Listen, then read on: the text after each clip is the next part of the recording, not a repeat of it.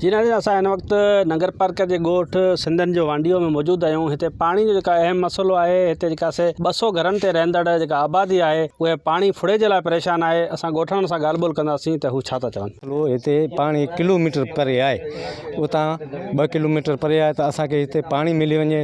वेझो वेझो पाणी आहे, खारो आहे, ठीकु आहे। जे पाणी असांखे मिली वञे भली ॻाल्हि आहे। ॿियो रोड त ईअं कचो आहे।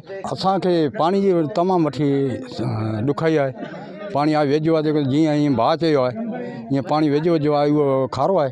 जेको परे आहे पाणी जो असांखे पाइप लाइन खपनि या को आरो प्लांट लॻे वञनि त हिते जेको अस्पताल में ॿिया जेका मरीज़ अचनि था हिते पाणी जी तमामु वठी ज़रूरत जाम आहे। छो कंहिं ॻोठनि सां माण्हू हिते इलाज अचनि। असांजे ॻोठ में तक़रीबन पाणी जी ज़रूरत ख़ासि करे आहे। पाणी तक़रीबन 5-6 परों ते आहे, जहिड़ो कर 30 फुट ताईं आहे पाणी।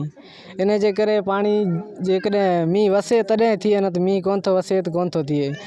ऊन्हारे जे टाइम में माण्हू ॾाढी ॾुखियाई में अची था वञनि। पाणी कोन थो मिले, इन जे करे खारो पाणी वापराइण ते मजबूर थी था वञनि।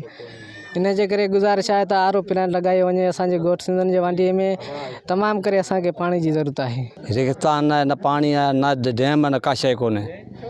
महिरबानी असांजी कंदा, मदद तव्हांजी महिरबानी आहे। ऐं तंहिंखां पोइ असांखे रोड जा अस्पताल में जा असांखे मुल्स मिले, वॾी सहूलियत आहे। असां का शइ असां कोन्हे। असांजे पाणी माल पीआरे छिकी मरी वियासीं। पाणी माल असां वटि आहे, पर छिकी पाणी केतिरो छिकियूं।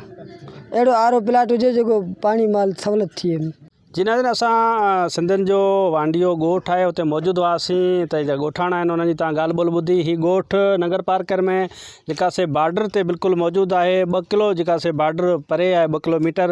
हिते जा रहवासी आहिनि उहे पाणी फुड़े जे लाइ परेशान आहिनि। जॾहिं बरसातूं पवंदियूं आहिनि त जेका ज़ेर ज़मीन पाणी आहे उहो मथे ईंदो आहे ऐं हीअ मुख़्तलिफ़ जेके आसे पासे जा ॻोठ आहिनि उतां पाणी खणी ईंदा आहिनि।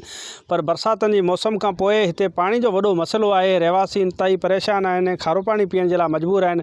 हिननि मुतालबो कयो आहे सिंध हुकूमत खां त असांखे आरो प्लांट जी का सहूलियत ॾिनी वञे त जीअं असीं पीअण जो जेको पाणी जो मसइलो आहे उहो हल थी सघे।